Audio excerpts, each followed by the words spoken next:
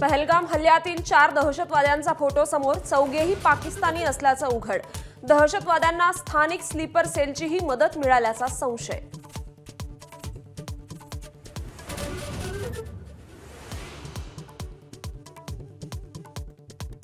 पहलगाममध्ये 4 दहशतवाद्यांचा गोळीबार कॅमेऱ्यात कैद। हल्लेखोर आदिल गुरी आणि आसिफ शेखची ओळख पटली।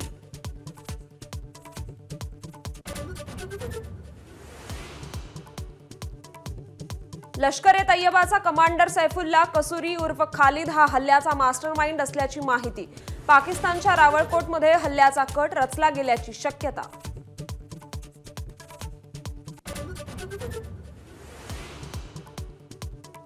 पहलगामच्या हल्लेखोरांना सोडणार नाही, भारत सरकार दहशतवादासमोर झुकणार नाही।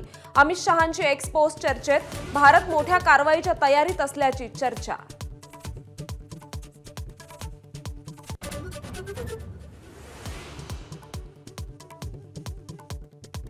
सीडीएस आणि संरक्षण मंत्र्यांच्या बैठकीनंतर सैन्याच्या 3ही दलांना अलर्ट राहण्याचे निर्देश।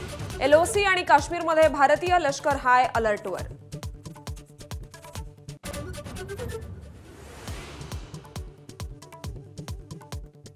पहलगाम हल्ल्याची पहिली दृश्य एबीपी माझावर। बैसरन व्हॅलीत पर्यटकांवर झाला अंधाधुंद गोळीबार, 40 ते 50 राऊंड्स फायर।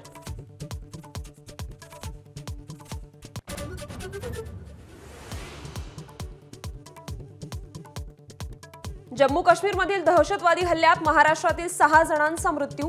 डोंबिवलीतील 3, पुण्यातील 2 तर पनवेलमधील एकाचा समावेश।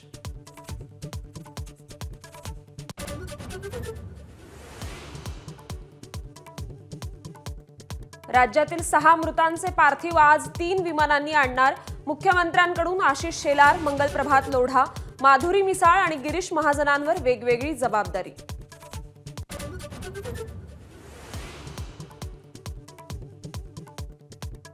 दहशतवादी हल्ल्यामुळे काश्मीरमधल्या पर्यटनाला फटका बसण्याची भीती स्थानिकांकडून व्यक्त। अनेक पर्यटक आपापल्या राज्यात माघारी फिरण्यास सुरुवात। एबीपी माझा, उघडा डोळे बघा नीट।